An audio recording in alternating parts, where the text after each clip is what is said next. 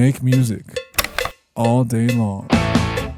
Bueno, pues bienvenidos a un capítulo más de Make Music All Day Long. El día de hoy tengo de invitado a un gran amigo que además lo conozco desde hace varios años, desde la prepa, ¿no? Sí, prepa. Un musicazo, además, y sobre todo, bueno, tipazo. Abogado, graduado de la maestría de leyes o Music Law. Propiedad intelectual, entretenimiento. En NYU. En NYU, sí. ¿Y dónde estudiaste en la carrera, güey? ¿En el TEC? En el TEC, ¿verdad? Sí. Ah, buenísimo. Pues somos compañeros del TEC. Entonces, les presento a mi buen amigo Eric Gallo Law, ¿no? Gallo Music Law. Music Law. ¿Cómo estás, güey? Bien, güey. Gracias por invitarme. Me emociona mucho tenerte por acá. Precisamente uno, porque teníamos tiempo sin conectar. Sí. Y aprovechamos la excusa para hacer un capítulo y platicar un poco acerca de música, acerca de lo que estás haciendo.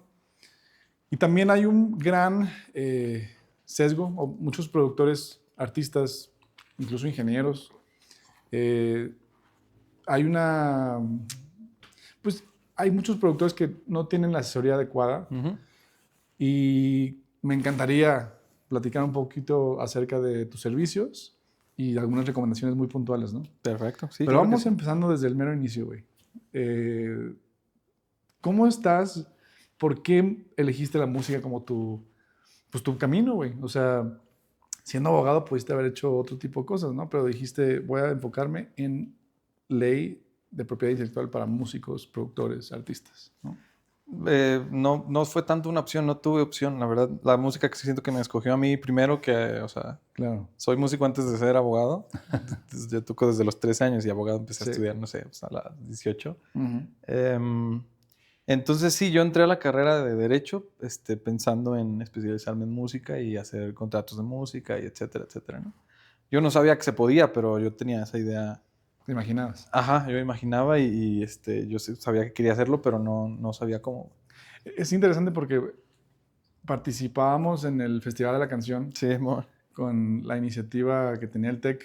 Me acuerdo que en aquel entonces estaba Juan Vila, Tania, o sea, había una gran organización detrás de todo eso, Sí, ¿no? padrísimo. Y cada año, pues, competíamos y lanzábamos rolas y a veces unos les iba bien, a veces otros no.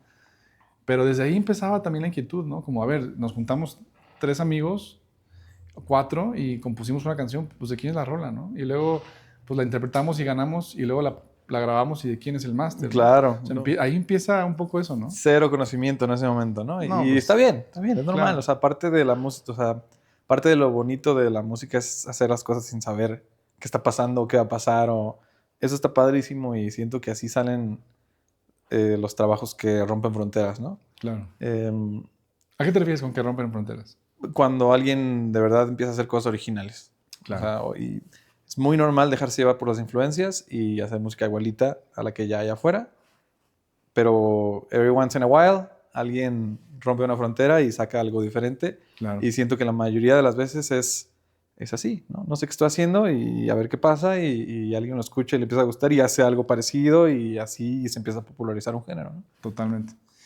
A ver, y me acuerdo también que en algún momento tuviste una banda, Los Altons, Uh-huh. con el buen Ganem, con Sí, el buen claro. Baja. Y no sé, ¿ahí componías o solamente estabas como arreglista, músico? Nunca fui yo muy bueno para componer. Sí me gusta y lo intento y así y estábamos ahí en las sesiones y todo, pero Gana y mi mujer eran muy prolíficos, ¿no? Sí. Entonces, Pero creo que grababas incluso las armonías, ¿no? Sí. Y pues nada, sí nos juntábamos en sesiones de composición y todo, pero yo no era tan prolífico como ellos dos, la verdad. Eran muy buenos escribiendo. Pero ¿qué tal la trompeta, no? O sea, yo me acuerdo que, si mal no recuerdo, tú grabaste unas trompetas para una de mis canciones hace muchos años. Creo que sí. Sí. Me hablaste al estudio y ahí fuimos un rato. Esa canción se llama Save Me, si mal no recuerdo. Tiene un arreglo de... y no manches, esa canción está padrísima. O sea, me encantó lo que hiciste con eso. Gracias. No, pues me encanta, güey. Todavía toco trompeta. Uh-huh. Mi último proyecto con la trompeta fue una orquesta de salsa en Guadalajara. Wow. Y padrísimo, yo lo disfrutaba mucho. ¿Por qué la trompeta? O sea, ¿cómo llegó la trompeta a tu vida? Porque yo era un chavito y me gustaba el ska y yo quería tocar ska y me compré una trompeta y obviamente me la compré y no la usé por un año pues porque no sabía cómo aprender. Ajá. Y nada, poco tiempo después ya la empecé a agarrar y nunca toqué ska, pero ya cuando la agarré y empecé a aprender ya había evolucionado de ese gusto musical. Ya. Y, y nada, pues la empecé, fui totalmente empírico, o sea, no fui a la escuela para aprender la trompeta, etc. Fue en los años de Tony Hawk, me imagino, ¿no? Sí, por ahí, sí, claro. Jugábamos y Sí, Black Wowen tenía unos sí, roles sí, padres. sí, Goldfinger, todos esos Goldfinger. monos.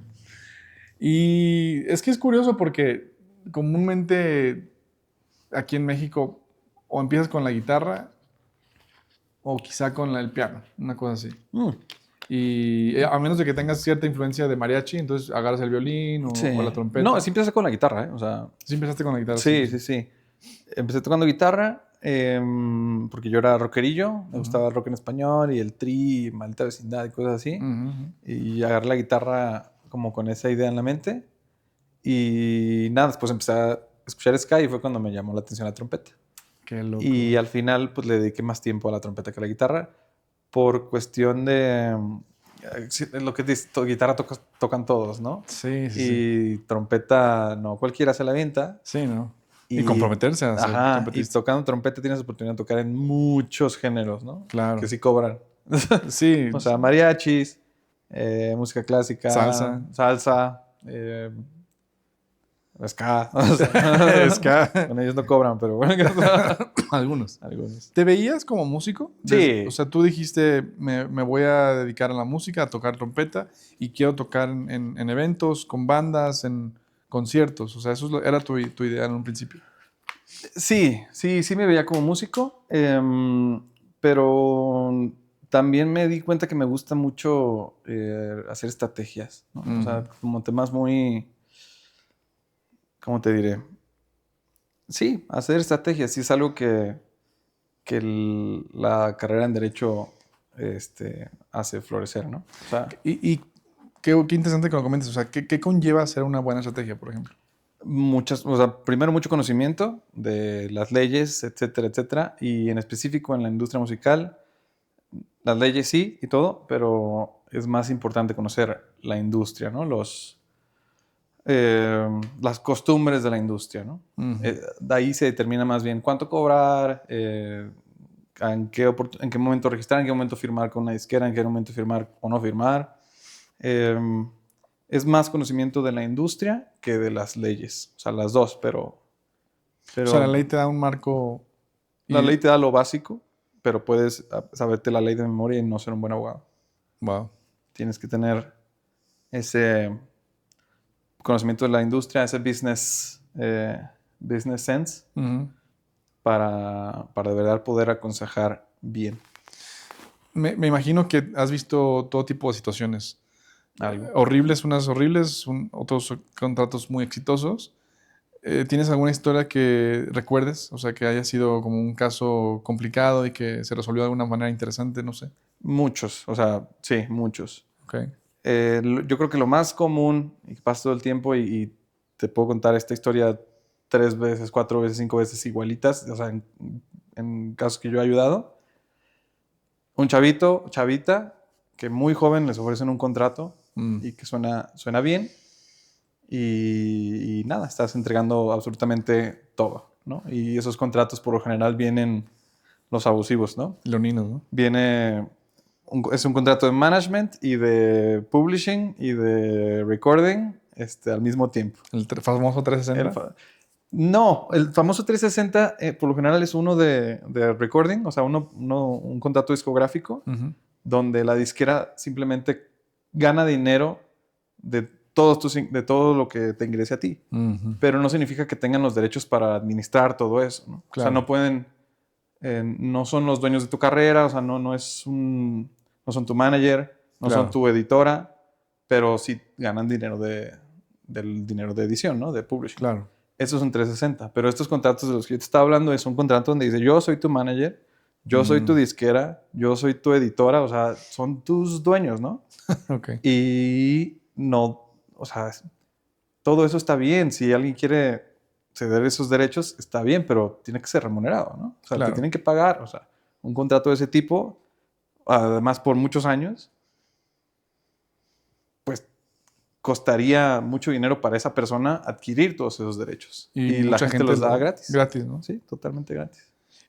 En primer lugar, ¿cuál sería el mayor interés detrás de una adquisición de ese tipo o de una negociación de ese tipo? O sea, si es un artista nuevo y nadie lo conoce, ¿qué tipo de leverage tiene el artista como para negociar eso, no? No, ninguno. Lo único que puedes decir es decir que no.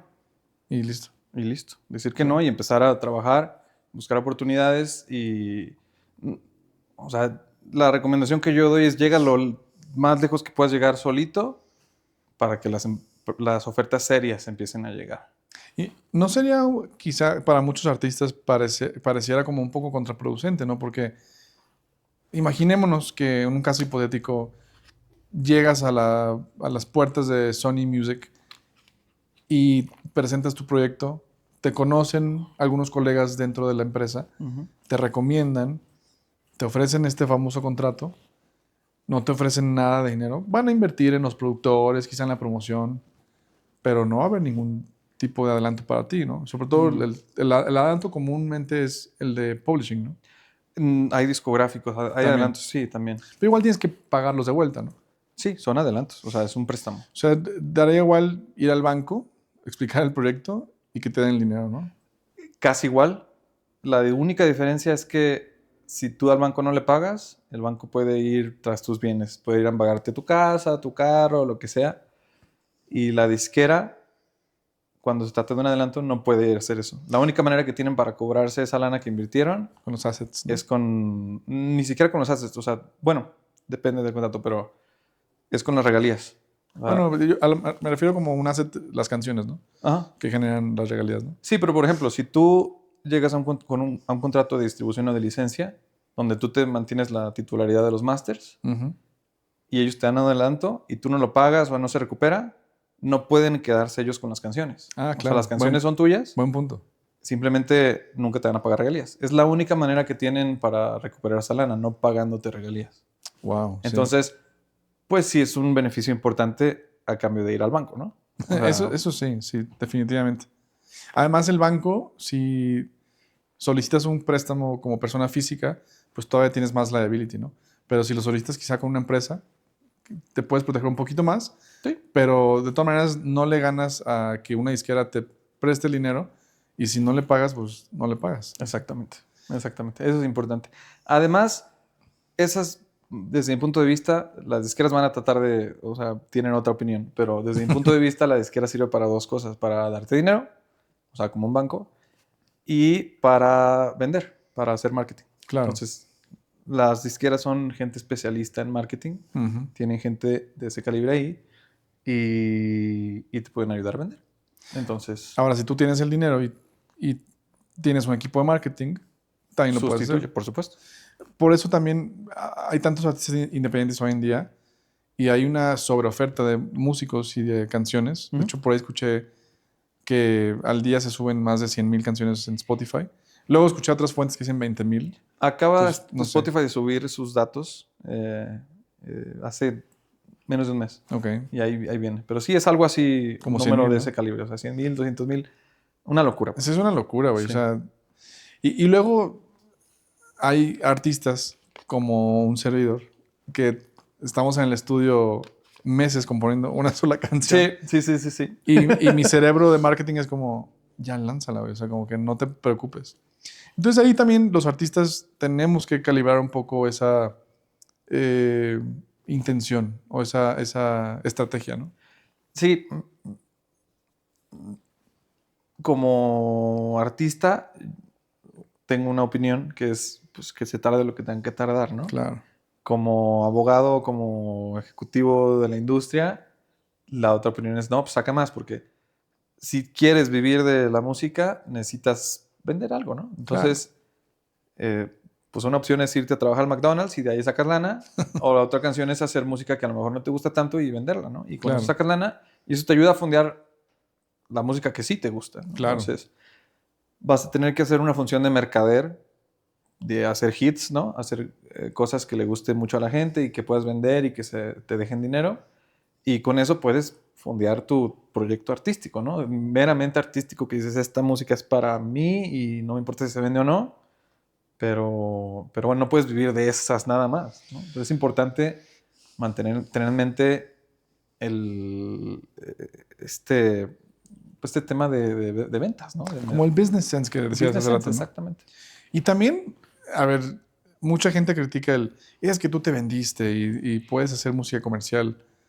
A ver, haz una canción que sea un hit, ¿no? O sea, Sí, exacto. Tampoco es fácil. Sí, exacto. Sí. Oye, Gallo, y regresando un poquito a tu camino, o sea, un día decidiste, me voy a ir a Nueva York, Sí. la gran manzana, y yo creo que mucha gente sueña con ir a una ciudad así. A mí me encantaría vivir allá, pero no lo he como que visualizado ni materializado aún. Como que pienso más en Los Ángeles. Ujú. Pero ahora que te tengo aquí, quizá me anime a Nueva York, ¿no? Pero cuéntanos, ¿cómo fue tu experiencia y por qué crees que valga la pena para alguien que va empezando, un productor, o incluso alguien que ya está posicionado? ¿Qué le ofrece Nueva York que te ofreció a ti? A mí me ofreció una universidad de primer nivel. A eso fui yo. Claro.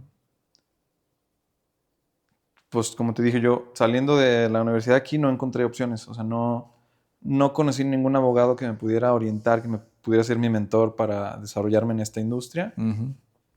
No lo encontré, simplemente no hubo. ¿Buscaste en Guadalajara, Ciudad de Busqué en México, Monterrey? Guadalajara. Te digo, tampoco tenía las habilidades que tengo ahora para conectarme y hacer networking y todo. Ujú, ujú. Pero en ese momento, con las pocas habilidades que tenía, no encontré nada, ¿no? Ok, Y esa desesperación me llevó a migrar, ¿no? A dar al salto, a decidir hacer la maestría y, y a buscar oportunidades allá. claro. Y nada, sí lo hice. Entonces, yo me fui por la universidad, por el nivel educativo. Claro. NYU está rankeada muy alto, yo me fui por eso. Ujú. Y nada, me encantó, padrísimo. Me decidí quedar. Em, la ciudad es muy vibrante, hay muchísimas cosas que hacer, hay muchísima música. Em, está el mejor jazz del mundo, está los mejores musicales del mundo. Claro. Hay conciertos de todo tipo. Están muy grandes arenas, Madison Square Garden, eh, no sé, ¿Tu comida favorita que hayas disfrutado estando en Nueva York? la pizza. Cualquier lugar de La pizza. pizza está buenísima allá. Sí, ¿verdad? Sí, sí, sí. Tu mejor, bar favorito. Uf, hay buena competencia, pero creo que al que más iba y más me gustaba era un karaoke que se llama Baby Grand. Creo que ya Baby Gang. cerró. Lo cerraron en pandemia y abrió en otro lugar y ya no he ido, pero padrísimo. Un karaoke así chiquitito, el tamaño de esta sala y Ok. retacado de gente y todos cantan. O sea, igual que aquí, ¿no? O sea, gente que canta padrísimo, gente que canta horrible, pero el ambiente increíble, ¿no? ¿Tu café favorito? Yo no tomo café. Me encanta, pero me hace mal. Ah, ok. ¿O algún lugar para hanguear, trabajar, así como que un lugar, algún parque, no sé? Parque, había uno que se llama Teardrop Park. Ok. No quedaba tan lejos de mi casa. Y pues nada, es un parquecito ahí Pero ahí te la pasabas. X. Sí, pero me encantaba. ¿Y algún... Bueno, me dijiste comida. ¿Qué me dijiste? Em, No recuerdo qué me dijiste, se me fue. el parque Pero y... bueno, me dijiste pizza. Ujú. Ya me acordé. ¿Alguna otra comida que no fuera pizza? O sea, algún bagel, algún lugar como de... Bagels en general están muy buenos. Igual que la pizza, o sea, el que te Donde encuentres, vayas, ¿no? sí, la mayoría están ricos. Pues hamburguesas también, Five Guys me gustaba mucho. Claro. Y la comida tailandesa ya es muy buena. Ok, eso está En, bueno en para... general, las comidas de muchas partes, ¿no? Si vas a un restaurante griego, está un griego ahí atendiéndote. Sí, Y tú sabes, auténtico. Y si vas a un restaurante tailandés, está un tailandés atendiéndote. Entonces está padre. Eso no en cualquier lado lo consigues, ¿no? yo... Peruana, comida peruana deliciosa. Un ceviche peruano increíble. Qué delicia, güey. Yo conocí un lugar que se llama Kikis, es un lugar griego, justamente. Sí, buenazo. Yo fui. Buenísimo, Sí, ¿verdad? sí, está chido. Ese lugar, Muy tengo que chido. volver pronto, güey. Ok, entonces, pues estamos como que platicando un poco de tu experiencia en Nueva York. Conociste un montón de cosas. ¿Tuviste cuánto tiempo allá? Casi 5 años. 5 cuatro años. años y medio por ahí. ¿Cuánto tiempo duró tu carrera, por ejemplo? 1 año. Ah, 1 año, en la Sí, la maestría, maestría perdón. duró 1 año, sí. Y dijiste, ¿sabes qué? Aquí me quedo, güey. Sí, sí, sí, sí. ¿Cómo fue esa salida al mundo real? Porque mencionabas que saliendo del TEC buscaste opciones como de algún mentor en el mundo del entretenimiento de la música. Y en Nueva York, me imagino que algo pasó para que te quedaras más tiempo. No, terquedad. O sea, Ok. perseverancia. Yo juraba que recién graduado me iban a llover ofertas. No fue así. Wow. Sí, fue complicado encontrar oportunidades. De hecho, yo empecé a trabajar en un despacho de inmigración porque no encontraba oportunidades en la música. Ok. Y pues tomé la chamba como, bueno, mientras, ¿no? Mientras encuentro algo. Y sí, me tomó años de verdad estar buscando oportunidades, Hacer networking. hacer networking así, pero con furia. O sea, ¿Cuándo fue el momento el quiebre? Como, o sea, para bien, ¿no? O sea, el, el punto de, wow, encontré este nuevo trabajo que está dentro del mundo de la música. O sea, después de trabajarle tanto, ¿no? ujú. ¿Cómo fue ese momento? Mira, yo lo que me puse a hacer fue escribirle a abogados que estuvieran haciendo. Lo fui filtrando. Primero le escribí a abogados de propiedad intelectual, ¿no? Veía despachos, a ver qué hacen aquí. No, este es bueno propiedad intelectual. Y contactaba a uno de los abogados y les escribía algo así como, oye, ¿LinkedIn o LinkedIn, Instagram? o a veces en la página del despacho viene su correo. Ujú. Sí, Instagram no lo usé para esto. Mm, Era LinkedIn o correo. ok. Y le escribía, le decía, oye, ¿me puedes dar un consejo? Me encanta tu carrera, etcétera. Yo trataba de buscar algo que tuviéramos en común. No sé, él fue en NYU, pues yo también fui en NYU, o algo Ah, así. wow, Siempre buscaba algo, o es mexicano, o no sé, claro. o latino, whatever. Y le escribía, le decía, ¿me das consejos, tal? Y así le escribía a muchísima gente no me contestó. Ujú. Algunas personas me contestaron y no me tomaron la llamada. Mm, Pero al final hablé como con 50 personas. O sea, wow. fue una estrategia muy agresiva de networking. Ujú. Y nada, te digo, empecé como simplemente en propiedad intelectual. Y ya platicando con ellos me daba cuenta como que, tal vez esto no es, o sea, como que no es exactamente lo que yo quiero. Entonces me fui metiendo a entretenimiento. Ujú.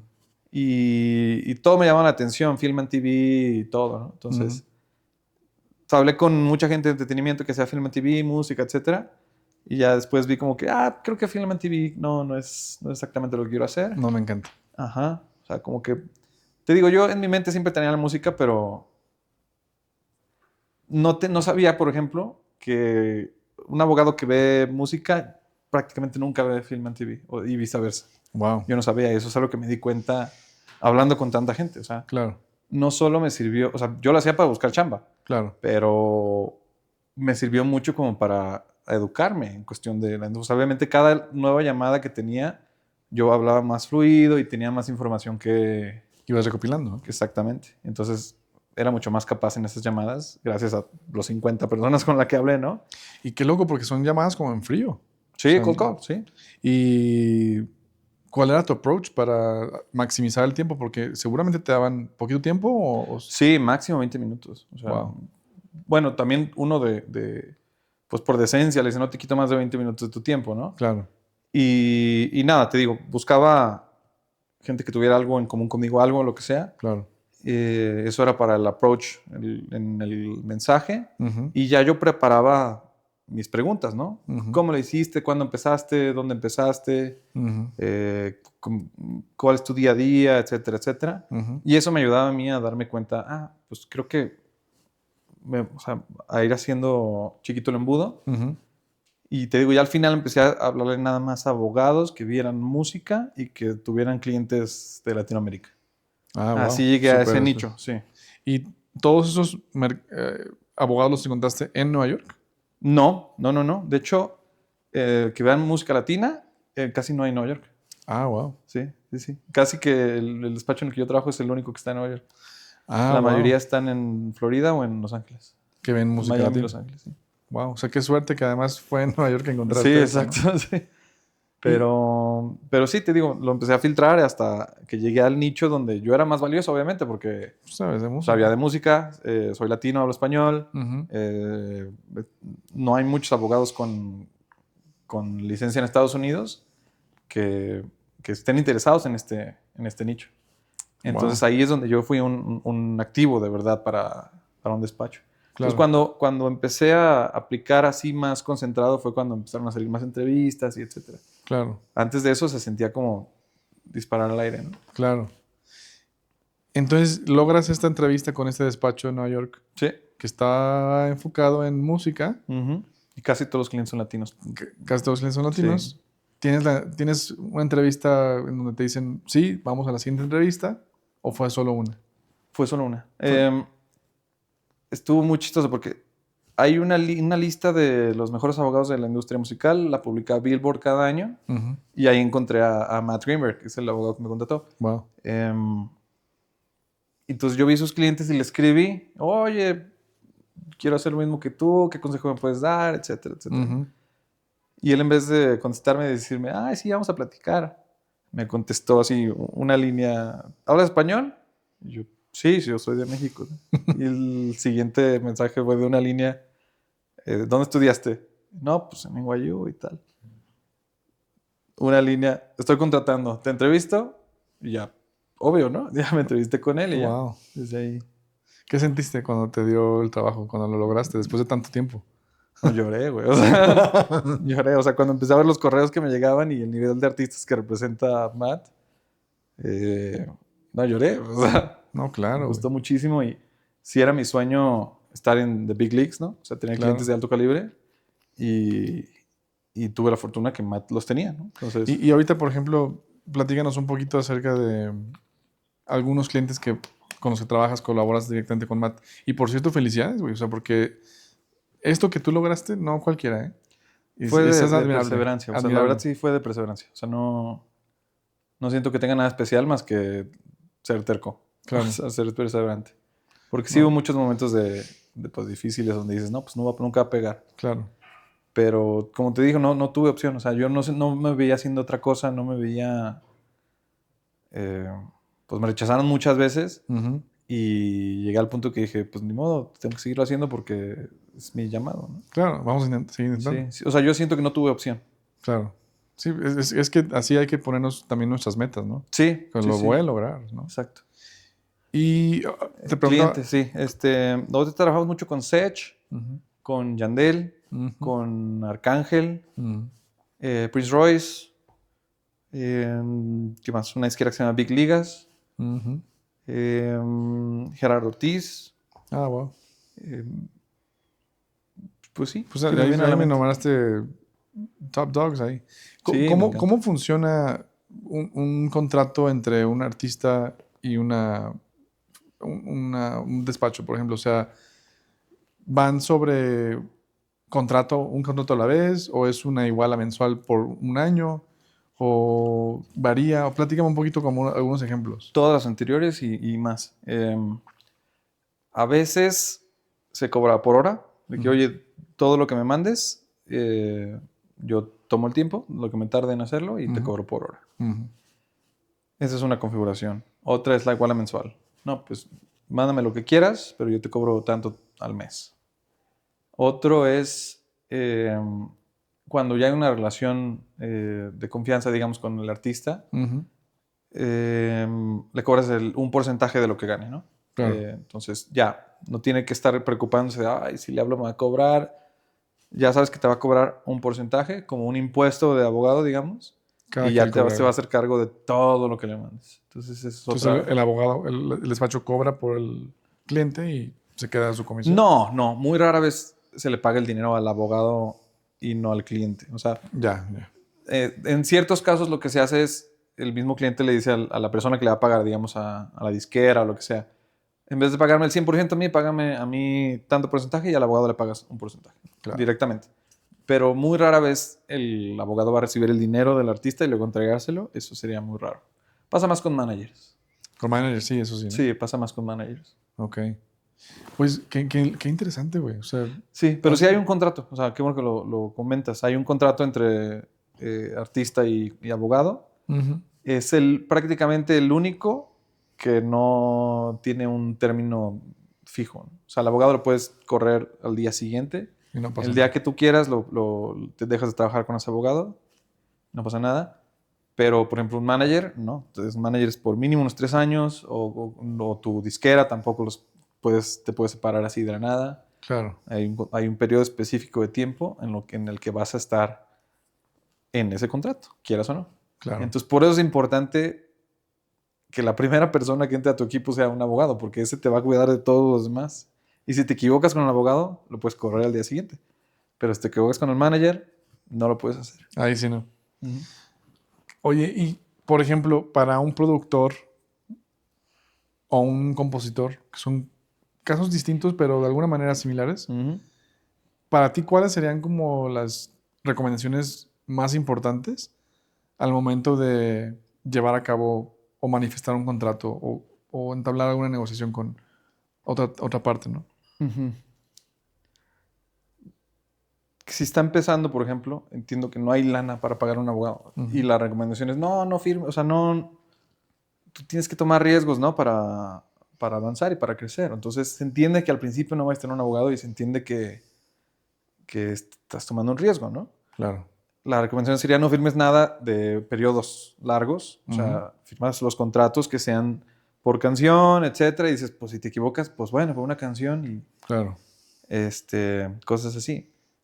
Entonces, no firmes nada con un periodo largo. Eso sí, definitivamente lo tiene que ver un abogado, porque Ujú.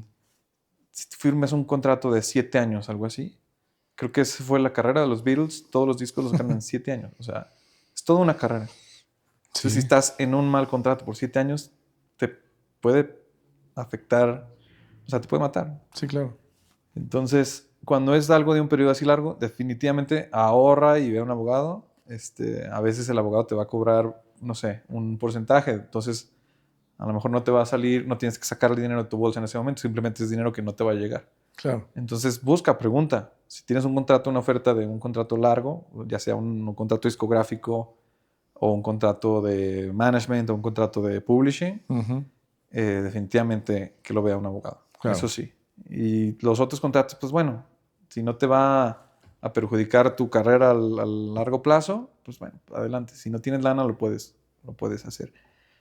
Pero, por ejemplo, si tú eres el que está contratando gente, etcétera, pues sí, una recomendación sería que un abogado te pase un template y nada, tú como puedas le acomodas, etcétera. Digo, no te va a servir para todo porque pues sí vas a tener que, digo, pues para eso vemos abogados, para adecuar a las diferentes Necesidades. deals que llegues, ¿no? Pero sí estaría bien tener un template por lo menos, ¿no? Ahora, mencionas entonces asesorarse con un abogado. O sea, si tienes una oferta, Ujú. si tienes la lana, ve con un abogado. ¿Qué tanta lana se requiere? O sea, una prox. Y dos, eh, dices de un template, ¿no? O sea, ¿qué tal que usan ChatGPT? Entonces, o sea, ¿cuáles son las contraprestaciones o cuáles son los riesgos de usar la inteligencia artificial? Yo no he usado una experiencia, perdón, no he usado una inteligencia artificial especializada en derechos. Sí hay, yo no los he usado. Y los contratos que he visto de ChatGPT no me parecen adecuados. No dan el ancho. No. Estoy de acuerdo. Sí he visto algunos ejemplos. Sí. Y en el caso de si tienen el recurso para contratar a un abogado, ¿de cuánto dinero estás hablando? O sea, depende, ¿no? Pero más o menos. Mira, en Estados Unidos se cobran más o menos un contrato de producción, o sea, de producer agreement, Ujú. donde un artista te contrata para que hagas la producción de su canción. Eh, pues no sé, tienden a ser como de 10 páginas, 15 páginas. Ujú. Y el abogado te puede cobrar entre 500 a $1,500. Ah, no Algo está así. mal. Algo así. Entonces, digamos que eres productor, Ujú. ya trabajaste con un montón de artistas, nunca te ponen los créditos en la canción, en Spotify nunca sale tu nombre, no ganas ni un peso, ni un dólar como un porcentaje del Ujú, máster. ujú. Además, escribiste la canción con los otros autores, No estás en el split. tampoco te ponen el split. Sí, sí, sí. Entonces ahí sí son problemas muy puntuales, ¿no? Todo eso que mencionas, nunca lo he visto con uno de mis clientes porque hay contrato. Claro. Entonces, eso es algo que el contrato sí te va a solucionar. Ahora, ¿quién le manda y a quién ese contrato? El artista al productor. En este O caso, el artista. en Estados Unidos se presta más que el artista o su empresa Ujú. eh, haga los contratos y los firme directamente con los productores. La disquera les exige. Claro. Les exige, oye, necesito que me entregues los papeles de que la rola es tuya y que tienes todos los derechos sobre la rola. Ujú. Entonces, si un productor metió la mano en la canción y no hay contrato, esa canción es de los dos, o sea, no es del artista. Claro. Entonces, en el contrato viene una renuncia de derecho, oye, todos los derechos que sean míos son tuyos, artista. Si no tienes un papel que diga eso, entonces tú también eres dueño. Tú también eres dueño de la canción. Sí, claro. O de la grabación, etc. Te refieres a los derechos patrimoniales. Correcto. Sí. Si escribió el tema, pues los dos son dueños del derecho moral. Pero en el caso de un productor, he escuchado, y lo he escuchado y no lo he visto, que el artista sí se compromete a pagarle un porcentaje. Por supuesto que sí. Y van lo máximo que... Arriba del 5% es raro. El 5% de lo que genera el track. Como del máster, ¿no? Sí, del máster. En cuestión de publishing, cambia, ¿no? Depende de toda la gente Lo que hayas hecho. Y también del máster cambia, no sé, si hay 3 productores, pues, no sé, uno y uno, no sé. Pero sí es normal pedir una regalía. Claro, sí, es lo común, ¿verdad? Sí, sí es común. Lo O sea, que también puede ser un fee, ¿no? Oye, te pago $10,000 y ya. Y ya Se vale. te olvidas de la O sea, canción. Sí, sí, sí. Se vale.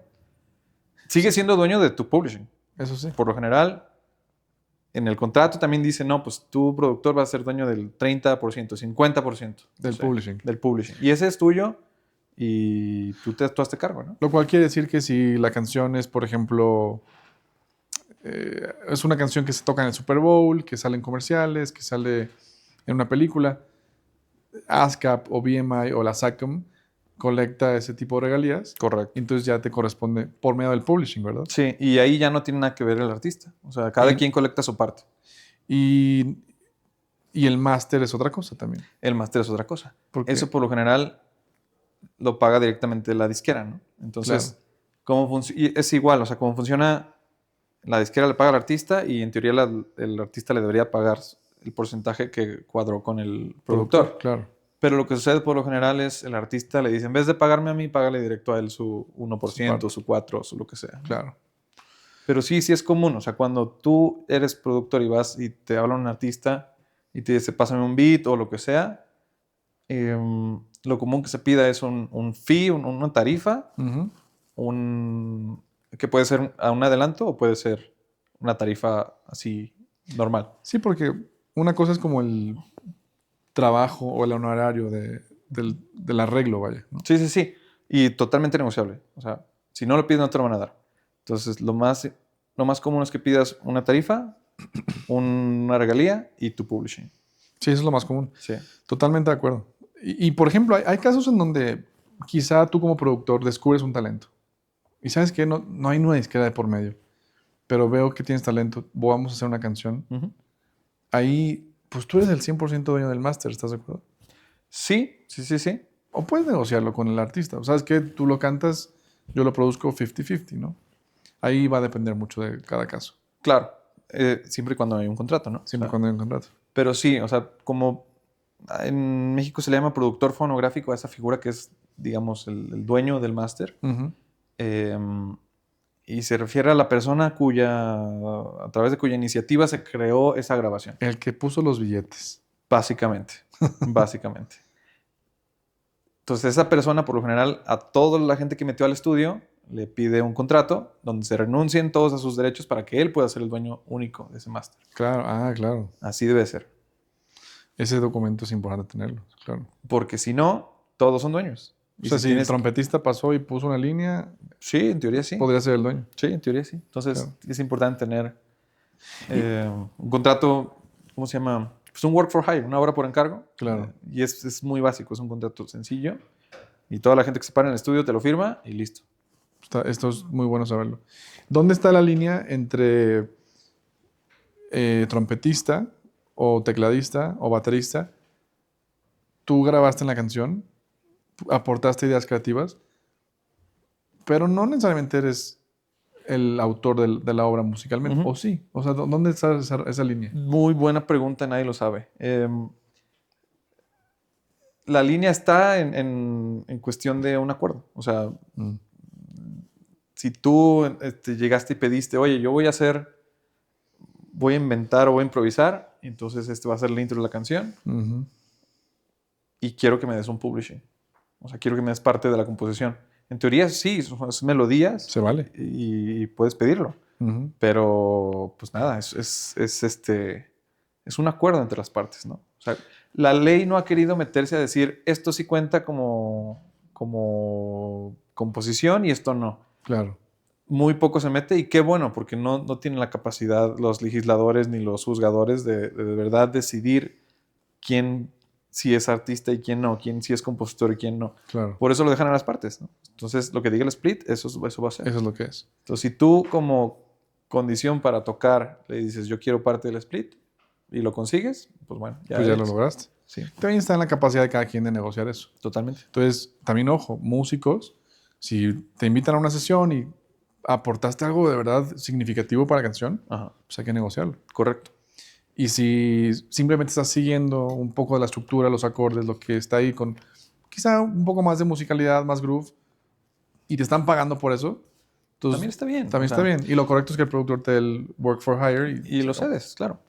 Sí me ha tocado también productores que no, o sea, van empezando y no tienen conocimiento y ven ese párrafo que dice renuncio a mis derechos y tal y no quieren firmar. Y es como, fírmalo, o sea, está bien.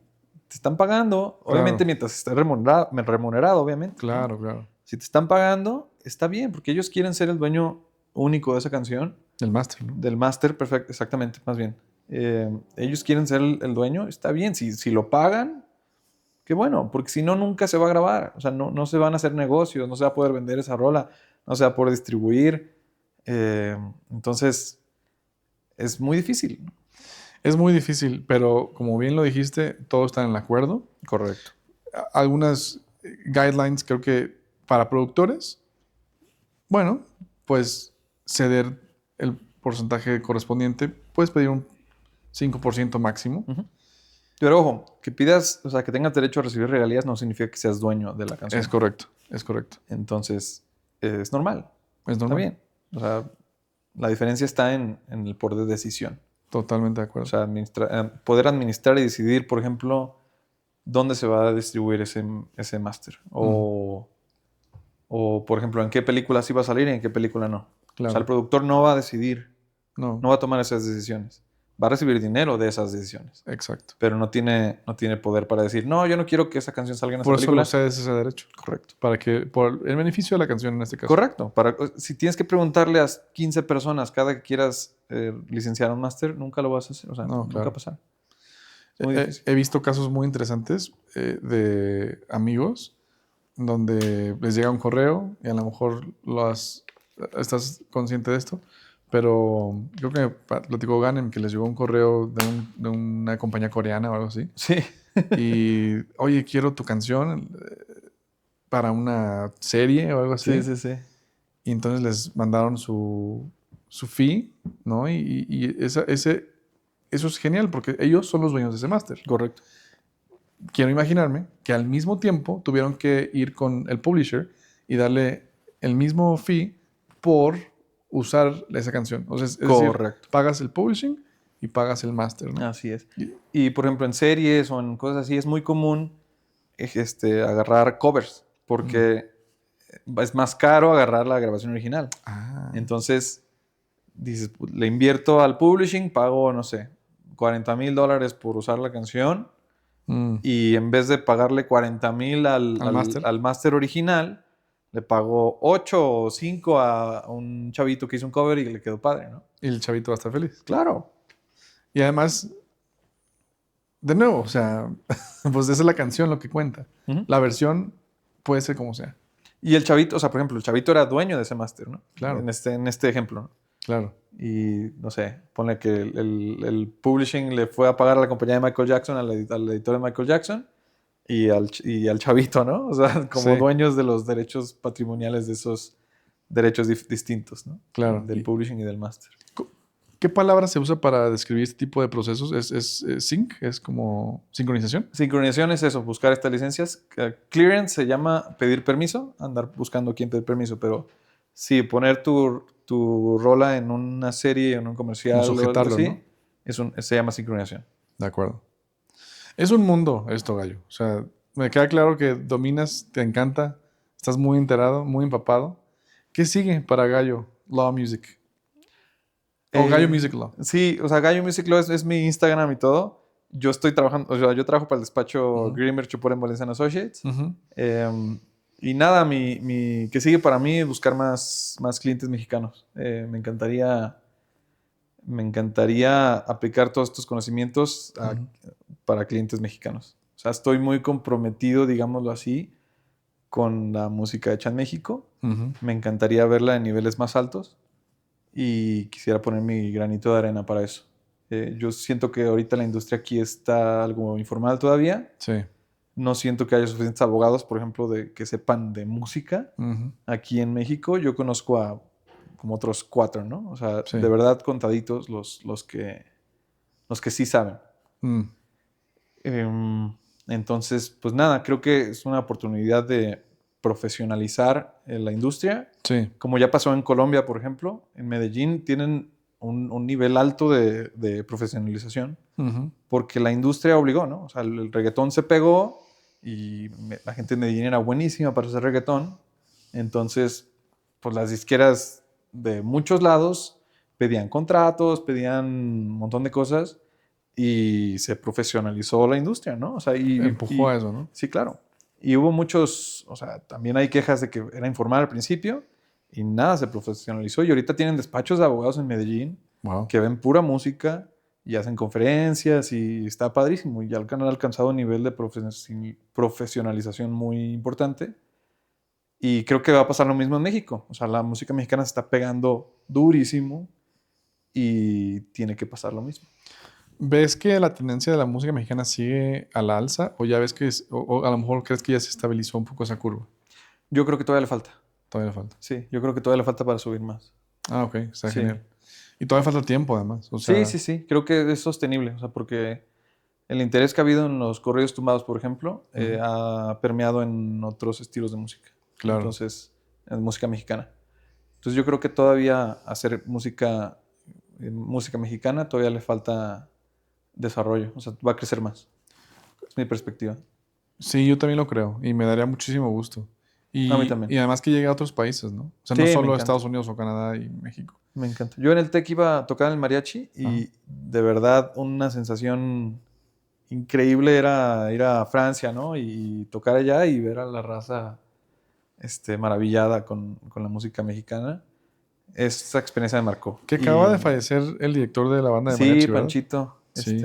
Francisco Gómez Espinosa acaba de morir hace un par de meses. Fue una leyenda, ¿no? El TEC. Sí, claro.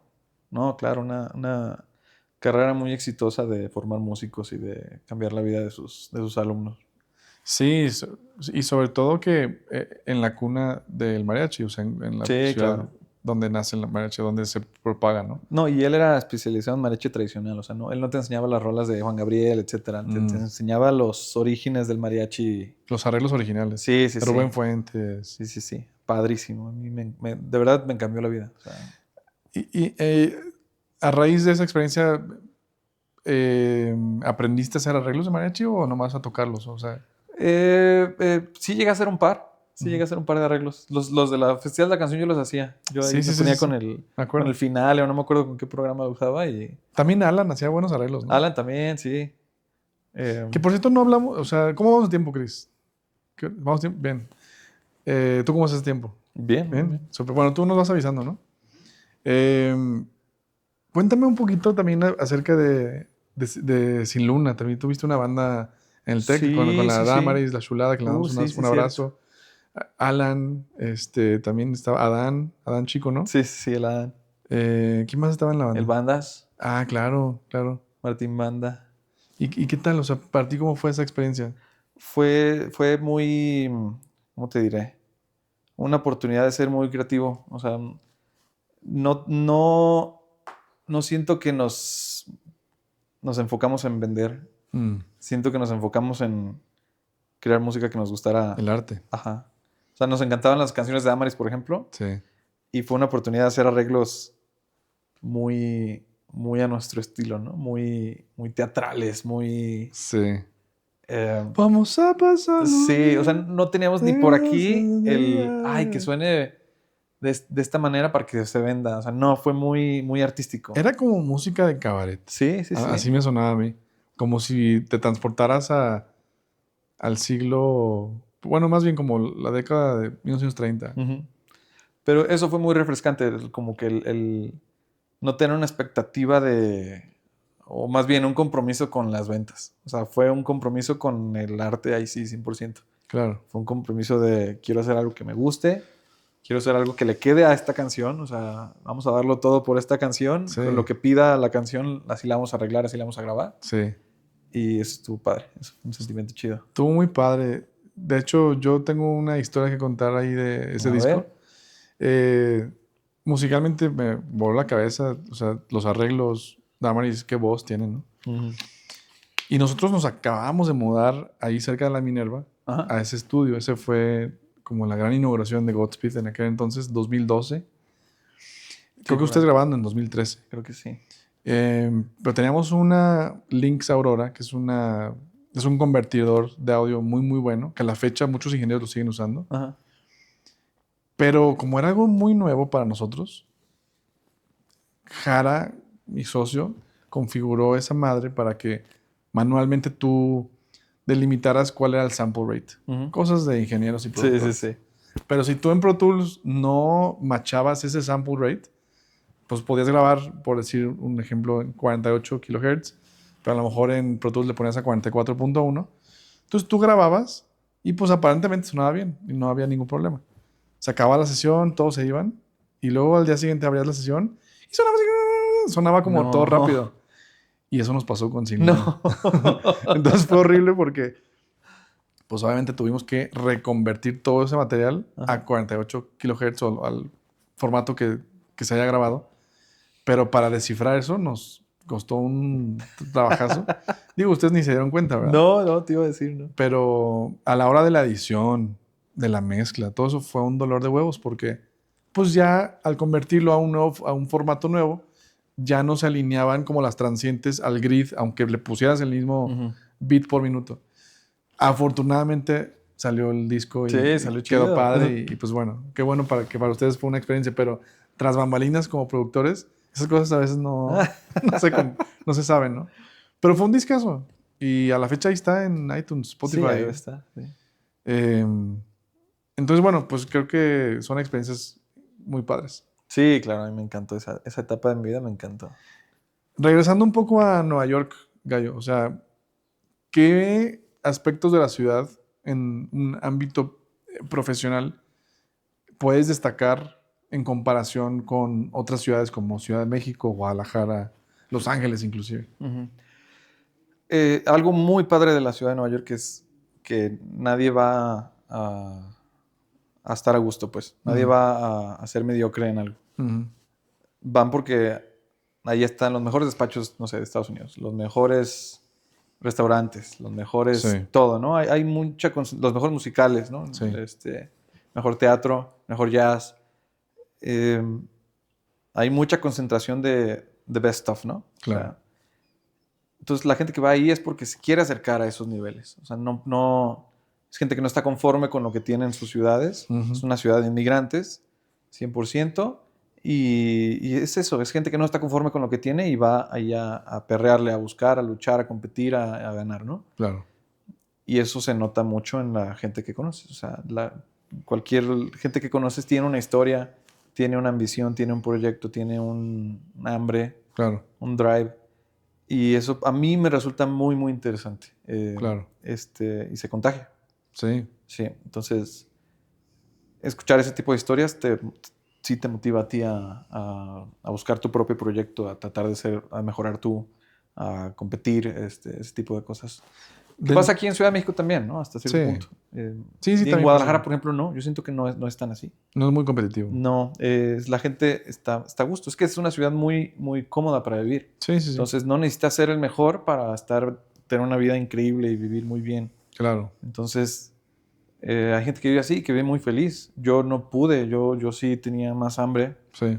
Eh, No, definitivamente. y pues sí, yo soy más de Go getter. eso, ¿no? Go get it, sí. Cuando yo me acuerdo de ti, o sea, tú ibas en bicultural. Simón. Ya tenías un muy buen nivel de inglés. Sí, pues algo. Pero seguramente vivir en Nueva York, de alguna manera como que el engranaje de tu nivel, tu capacidad, como que se hizo más fuerte, ¿no? Supongo que sí. O sea, sí me acuerdo llegar y en las primeras clases, por ejemplo, en NYU, que es mucho de hablar. Ujú. O sea, usan el método socrático, entonces Mm, las clases no son de que "Ay, me siento y escucho", no, el profesor te pide mucha participación. ok. Y sí me acuerdo de sentirme un poco tieso en En los primeros días. sí, los primeros días. Y nada, a final del semestre sí me acuerdo de decir, wow, qué diferencia, cómo empecé a cómo estoy ahorita. Pero pues sí, creo que fue un proceso rápido, ¿no? No siento que sea nada especial. La persona que vaya lo va a hacer en muy poco tiempo. Claro. Y bueno, y decidís regresar a Guadalajara después de un tiempo. Ujú. Para ti, Gallo, Eric Gallo, que para los amigos es Gallo. Pero ¿qué te hizo sentir regresar a Guadalajara, a tu tierra, a tus raíces? O sea, porque seguramente también dijiste, bueno, aquí puedo formar mi familia, aquí puedo estar tranquilo con todo el background que ya adquirí en Nueva York. Tengo un trabajo en Nueva York. Puedo vivir aquí, puedo ahorrar, puedo... Pero no sé, ¿hubo algo como de tu saberte mexicano y regresar a tu tierra? ¿Hubo algo ahí como, pues, la comida, mi familia, que te hizo regresar? Sí, muchas cosas. No me fui en los mejores términos, me fui en pandemia, o sea, me fui, fue casi forzado, pues. Entonces, me costó mucho trabajo la adaptación de regreso, o sea, regresar a Guadalajara así, que en ese periodo precisamente de pandemia, Claro. no era la Guadalajara que yo conocía, ¿no? Entonces, fue duro al inicio. Obviamente me dio mucho gusto regresar a la familia, me dio mucho gusto la comida, todos los equipos de fútbol, o sea, Sí, padrísimo, ¿no? Me encanta. Y yo sí me encanta Guadalajara. sí, sí, sí. Pero sí, en un inicio fue duro. Claro. Sí. Sí fue duro el cambio. Sobre todo 5 años estando en Nueva York, Sí, ¿no? exacto. Como que llegas a Guadalajara, te digo porque me pasó similar cuando fui a vivir a Los Ángeles. Regresas a Guadalajara, es como que tú estás así y regresas y como nadie entiende lo que Sí, acabo de sí, vivir, sí, ¿no? sí. A mí me gusta mucho ir a Nueva York. Voy como 2 veces al año, 3. Wow. Y voy a recargar pilas. O Claro. sea, a volver a sentir. Nunca voy un día, voy unas 2 semanas, algo así. Wow. Para volver a sentir que estoy ahí y volver a empaparme de esta competitividad y de esta hambre, ¿no? Me encanta ir a recargar baterías. ¿Te quedaste con amigos allá? Edgar, Muchísimo, ¿no? Por sí. ejemplo, está allá. Edgar está allá, sí. Le damos Él un saludo. era mi roomie allá Ah, y él wow. sigue Eso no allá. sabía. Sí, sí, éramos roomies. Muy También a ella chido. le fue muy bien, ¿no? Sí, sí, sí. Qué chido. Tuvo mucho tiempo en Nickelodeon y todo, Ujú. padrísimo. También, pues fue Con a hambre, ¿no? superarse, exactamente. ¿Tú llegaste a Nueva York 2015? 16. 2016, te regresas en la pandemia de 2021. Simón, por ahí. No, pues sí, o sea, definitivamente el Guadalajara de 2014-15 Muy es diferente, otro, cabrón. güey. Sí, sí, sí. Y también te lo apuesto que el Guadalajara de 2021 al de hoy es otro. Sí, claro, O claro. sea, ¿qué, Ahorita lo disfruto mucho más, o sea, qué diferencias notas en la ciudad? O sea, musicalmente, culturalmente, políticamente, empresarialmente en la ciudad. las más notorias para mí fueron los bares, restaurantes que abrieron y cerraron. O sea, Ok, de tener una vida hecha y decir, no, pues disfruto venir aquí, aquí vengo con mis amigos y aquí saliendo del fútbol vengo para acá, o sea, cosas así y llegar en pandemia y todo cerró. sí, Sí fue deprimente, sí, wow, ya no conozco nada de la ciudad, ya no tienen la misma vida que antes, etcétera. Y nada, ahorita hemos descubierto nuevos lugares y nada, bien, bien. O sea, está reviviendo para mí, ¿no? Mi Guadalajara está reviviendo. claro. Diferentes lugares, pero también tiene ya su nueva vida. Que también tiene que ver mucho con tu adaptación, ¿no? Y con tu Por proceso supuesto. de tu percepción. O sea, sí siento que mucho fue la percepción, pero mucho fue también que se paralizó la ciudad con la pandemia, ¿no? No, O bueno, sea, sí. totalmente de acuerdo. Pero totalmente sí, también la percepción. Uno se adapta, vaya. Sí, sí, sí. Siempre digo que cuando vas de vacaciones, incluso a una nueva ciudad que no conoces, el primer día es raro. A mí me pasa siempre eso. Mm. Como que te estás adaptando y rentas el coche y no sabes dónde vas y eso es raro. La siguiente noche o siguiente día, ya como que te aclimatas rápido. Ujú. Y cada día te adaptas rápido, ¿no?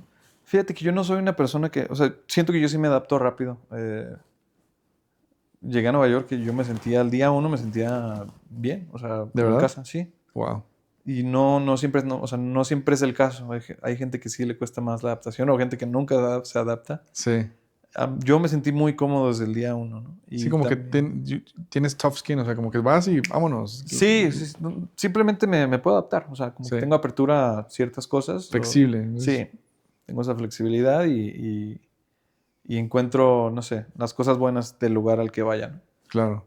Pero sí me costó regresar. O sea, lo contradictorio, ¿no? O sea, regresar a la ciudad donde viviste toda tu vida Sí, es difícil, sí. me costó más que llegar al día uno a Nueva York. O cuando viví en Canadá también.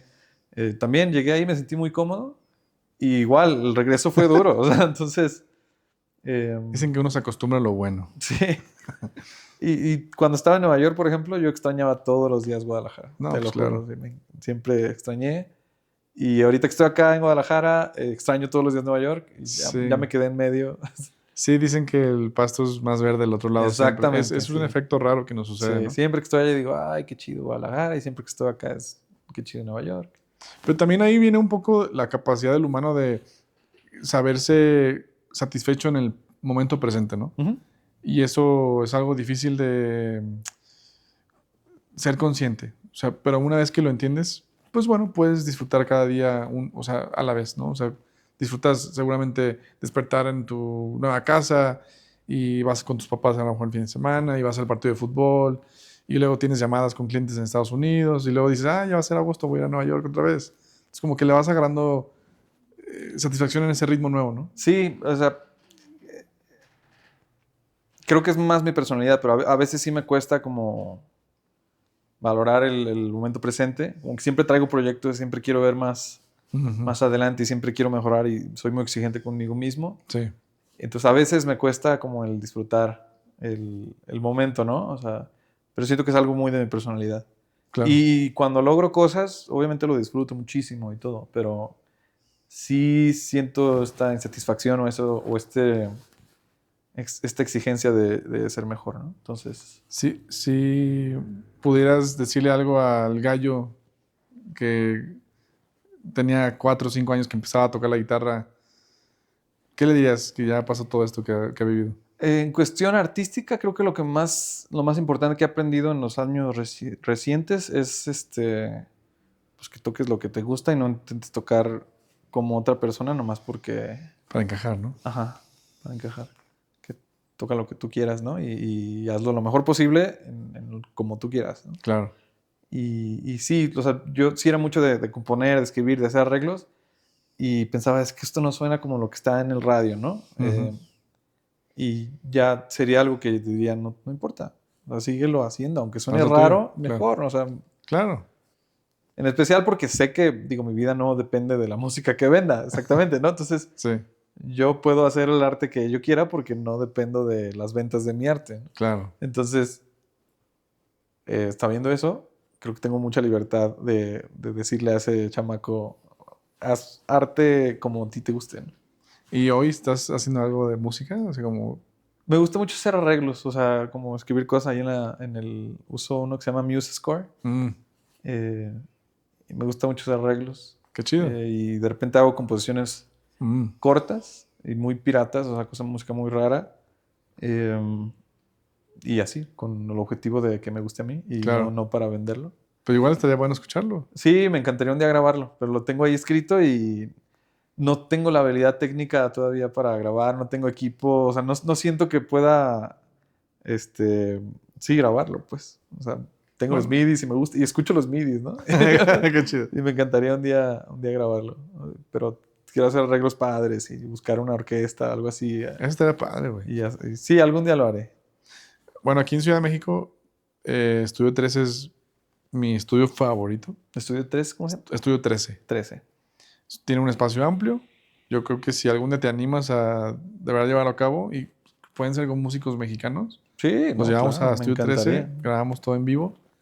Una canción, aunque sea, o sea, es el Sí, sí, sí, experimento. me encantaría. Lo hicimos una vez en Nueva York, toqué en una banda de jazz fusión. Wow. Y el cuate, digamos, el dueño de la banda, era un vato bien pirata, o sea, y hacía música bien rara y hizo eso, o sea, buscó un estudio y nos metió al estudio y Qué chido. padrísimo, me encantó me encantó esa iniciativa, ¿no? Su approach. Ajá, me encantó la iniciativa y la, digamos, la terquedad de hacerlo y de pagarlo y eso me gustó de él, fíjate. Como que ese concepto de los dueños de las bandas se conoce aquí en México, por ejemplo, la banda Limón de, Ajá. no sé, ¿no? O la banda Recodo de... Sí, bla, bla. Lizárraga, ¿no? Pero también eso pasa en cualquier parte del mundo, o sea, son proyectos y uno es el dueño, obviamente, ¿no? El productor, vaya. Pasa mucho con orquestas, ¿no? Con grupos grandes. Sí, Por lo mismo que te comentaba hace rato, es muy difícil tomar decisiones cuando tienes que preguntarle a 15 personas, ¿no? claro, Todavía una banda de rock, por ejemplo, que son 4 monos, es más fácil. claro, Incluso en las bandas de rock se da que hay un dueño, claro. y él tiene la marca y, digamos, él asumió los riesgos y le invirtió lana y a lo mejor le pagó sueldo a los miembros de la banda. Ujú. Entonces él es el dueño y los contratos los firma él y él decide y etcétera, ¿no? Como Maná, me imagino es algo así. Ni idea. Ni No idea, sé pero si... que tengo la impresión de que es algo así. Ni idea, pero pues podría ser. Pero te digo, no necesariamente en las bandas de rock. En las bandas de rock, como son poquitos, sí puede ser que pues, los 2 o los 3 personas firmen y tomen las decisiones y se dividen las regalías, etcétera, Todo etcétera. parejo. Pero, por ejemplo, una banda de música de banda, hay un dueño, que puede ser una empresa a lo mejor, Sí, una pero... empresa. Y todas las regalías les llegan a esa persona y esa persona paga sueldos, Claro, como si fuera una empresa. como si fuera una empresa. Sé de mariachis, por ejemplo, que contrata y les paga sueldos a los mariacheros. Hay un dueño y, por ejemplo, ese dueño cobra todo el evento y le paga su sueldo a los... A veces ni siquiera les paga por evento, les paga un sueldo mensual. Y parte de su chamba, por ejemplo, es ir al gimnasio para que estén en buena forma. Proyectos muy profesionales, una empresa, pues. Qué loco, ¿no? O sea, Sí, la sí. magnitud y los alcances de cada proyecto es tan interesante como la visión de cada dueño, ¿no? Ujú, exacto. Y pasa mucho, por ejemplo, con las boy bands. Hay un dueño que a veces es una televisora Sí. y hacen un proyecto y ellos reciben toda la lana, ¿no? Y les pagan una lanita a los chavos que cantan. Hay un documental en Netflix, no sé si lo viste, de la historia de este cuate que hizo a Backstreet Boys. Ah, no lo he visto. Bueno, habla justo de eso, güey. Y al final el cuate termina en el bote y se termina muriendo porque hizo tranza y media. Sí, no me extraña, es muy común. Sí, pero hizo Backstreet Boys, hizo NSYNC Ah, no. y luego hizo... ¿Fue la misma persona? La Eso no misma sabía. persona. Wow. Sí, yo no sabía eso.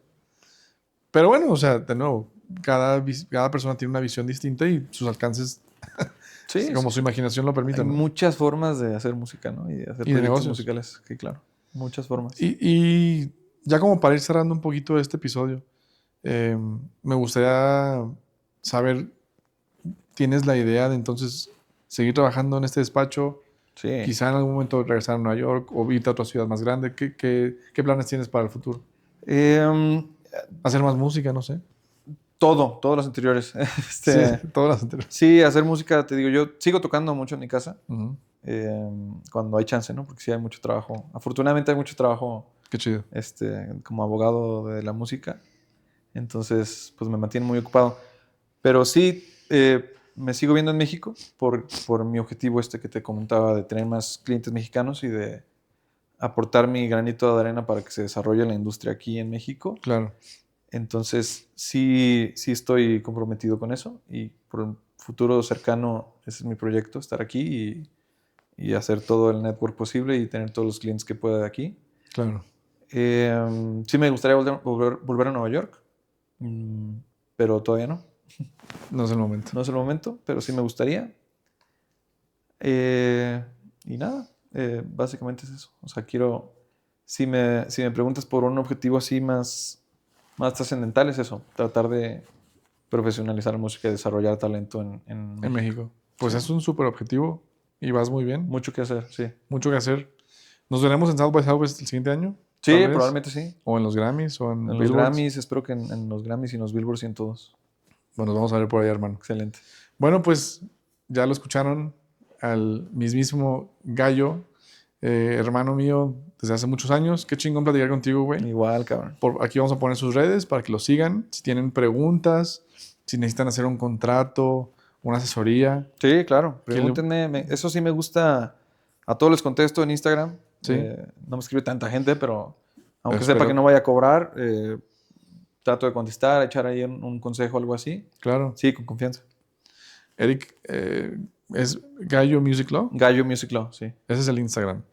Por favor, escríbanle, déjenos un comentario también aquí en YouTube. Si les gustó el episodio o si están viendo esto en TikTok o en Instagram, por favor, déjenos un comentario. Me encantaría saber qué les pareció este episodio. Pues nada, yo soy Víctor de Make Music All Day Long. Gallo, muchas gracias, hermano. Gracias, Vic. Nos vemos a la próxima. Gracias, chido.